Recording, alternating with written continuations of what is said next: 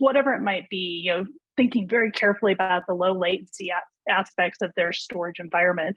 And they're probably think, well, I can't compromise on that. I still need performance.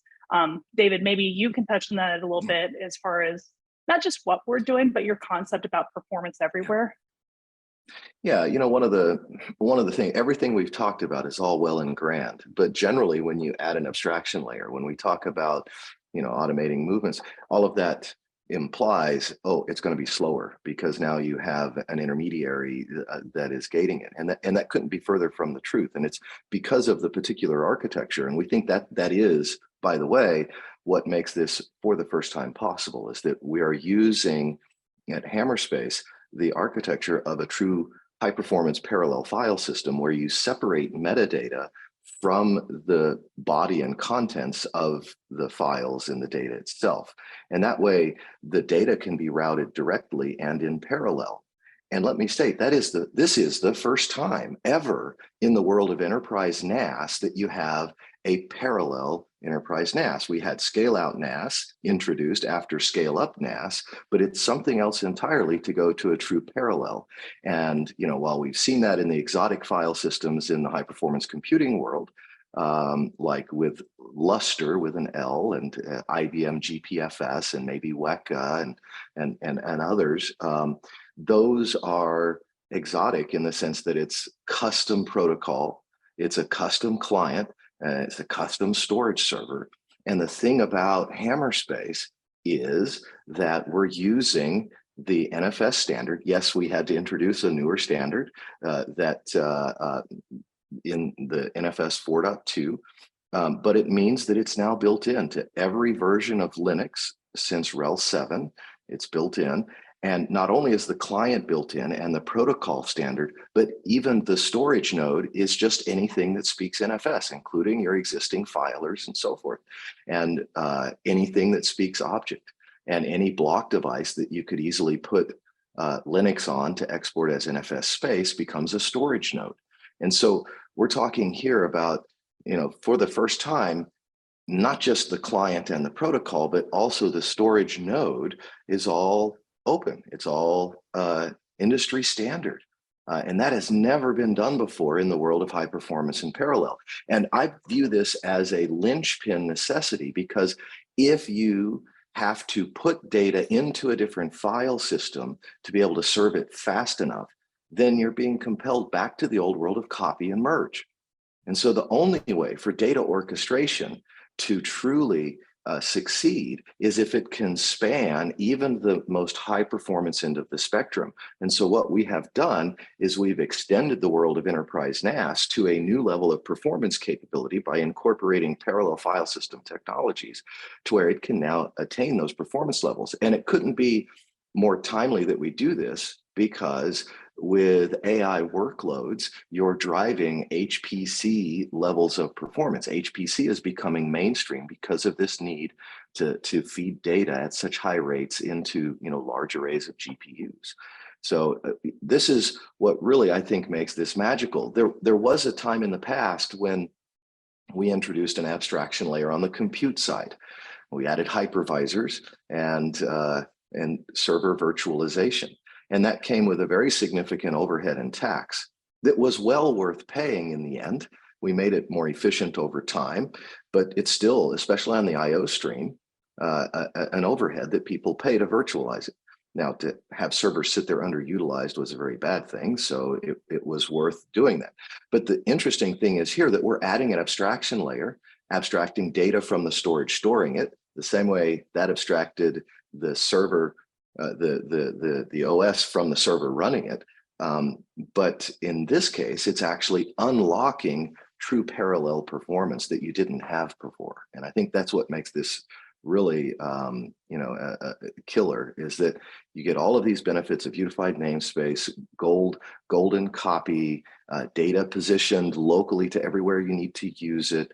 But then you're also putting in something which can feed it at performance levels that have never been seen before in the enterprise NAS world. Yeah, David, I just want to jump in. I'm glad you brought up the performance aspect, because, and I've written on this a couple of times, but I believe one of the most outdated concepts in storage is, remember that old what is it? They used to use a pyramid to talk about it, kind of that data pyramid that talked about at the very top, you had a little bit of high performance data, niche. And then you kind of had the warm data in the middle, and then you had the cold data at the bottom. That's just not really how people do it anymore, especially with the rise of business intelligence, analytics, machine learning, now all these AI environments. We need it's not small and fast and big and slow anymore. Everyone needs big and fast. And to your point, they need highly distributed, big and fast. To your point, because we're doing so much analysis and data right now that old pyramid concept just doesn't apply. The other thing too, just to highlight artificial, this is not the only workload where this matters, but I think it's a good example, because we did some specific analysis on machine learning workloads. And one of the things that people think about is often when they approach it, they think about those very hyper specific environments where, well, I have a very high performance environment for the training aspect, and then I use a colder storage on the back end for the data lake or the data pipeline. The bottom line is, one of the most beneficial things you can do for these environments is you have to accelerate the entire data pipeline, because data cleansing, all the different things you have to do to prep the data it's resource intensive, it's active, it's where people spend most of their time. And also what you're trying to do is you're trying to improve the utilization of all those highly expensive GPUs that most people had to buy to actually do the training. Again, exactly. It goes to the cost structure and utilization. If those systems are sitting idle, waiting for the data to get cleansed, waiting for the ingest to happen, waiting for a checkpoint to be written out. And the thing about these workloads, two things that I've heard from our customers in this space is, number one, when you ask them what kind of performance, bandwidth, IOPS, latency, small packet, large packet, this reads versus writes, the answer is all of the above. We're going to need all of it. And it's because they're doing a very diverse set of functions on the data. And then you have the fact that these are extremely bursty workloads, right? When it needs to ingest, every GPU needs to ingest at once. When they need to write out a checkpoint, every GPU needs to write out a checkpoint at once. So it's kind of the worst case scenario, in the sense that you've got bursts of activity of which the system's sitting idle and wasting dollars, right? And you have to get access to the full breadth of the data. So it really does mean that everything, like you said, is no longer, tiering is no longer it, right? You've got to be much more agile than that, and have the large data sets able to be fed at very high speed. Yeah, absolutely. The other interesting trend that we have on those environments was, we asked people that were building them, how much capacity do they think they need? And then we asked people that were running them, how much capacity do they have?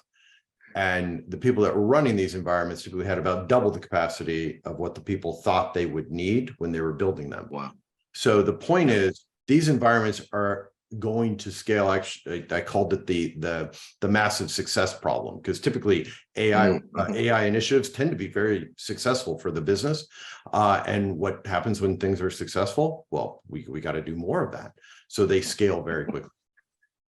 Yeah, that's and that, I think, wraps up with both of you, as we were prepping for this conversation, mentioned the importance of investing in or designing for flexibility.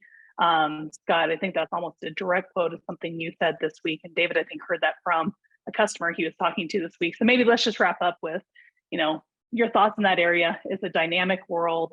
People don't exactly know what their AI architectures are going to look like, or how many models they'll need to get their data to, and the importance of being able to be flexible in the future.